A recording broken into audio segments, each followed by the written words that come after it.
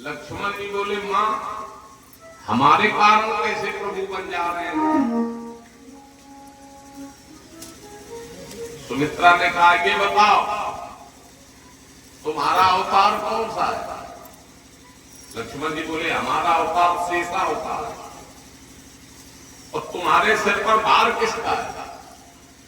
पृथ्वी का भार है। और पृथ्वी पर भार किसका है? राक्षसों का। इसलिए राम जी बन जा रहे हैं, राक्षसों को मार करके पृथ्वी का भार हल्का करेंगे।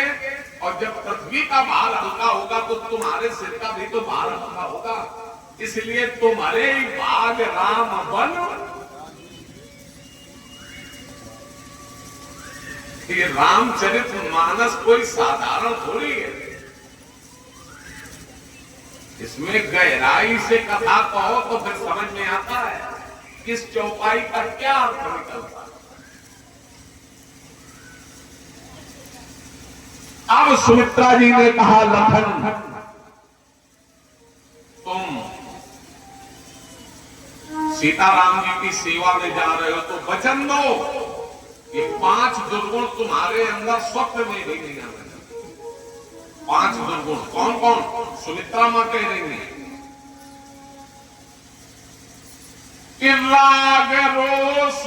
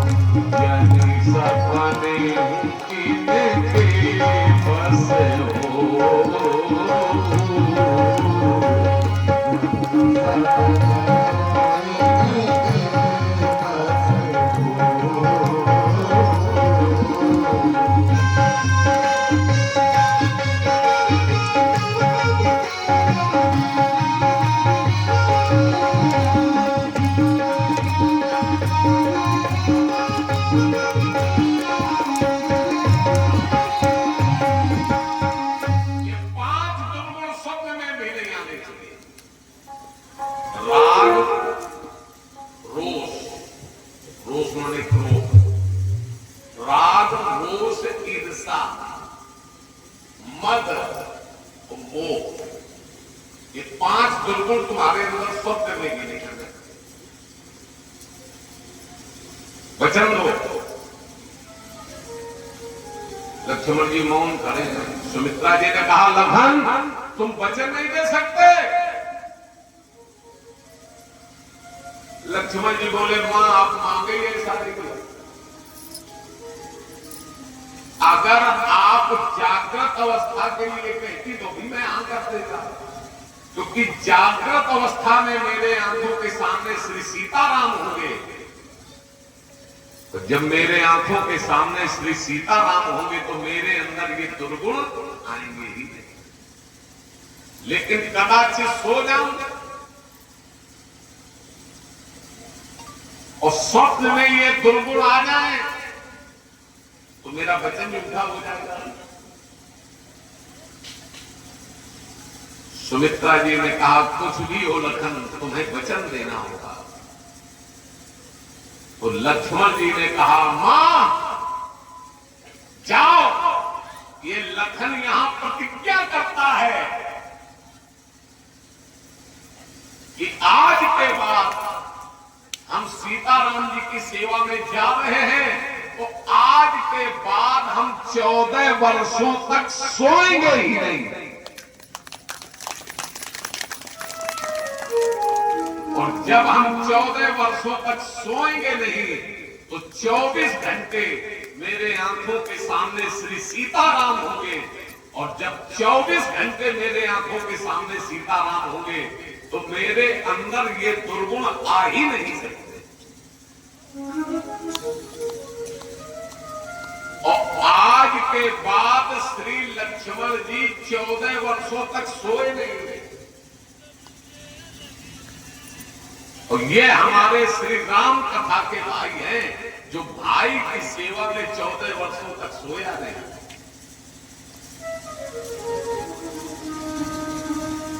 अन्य किसी पुराण में ग्रंथ में ऐसा मिल सकता है कि भाई की सेवा किसी ने इस प्रकार की हो। और उसमें भी कारण है, मेघनाथ को वरदान था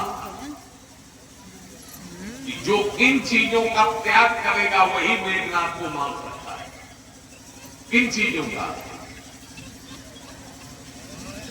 नींद नारी, नींद नारी भोजन पर हरई,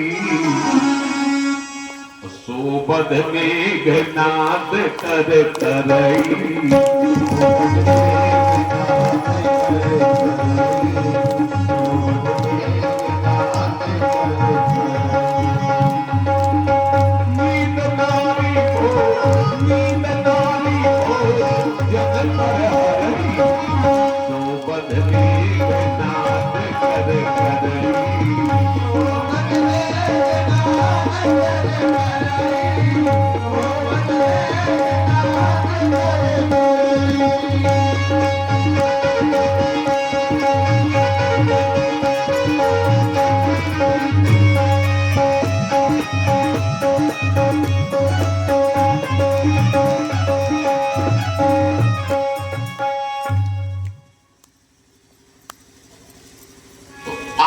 के बाद श्री लक्ष्मण जी 14 वर्षों तक सोई ही नहीं।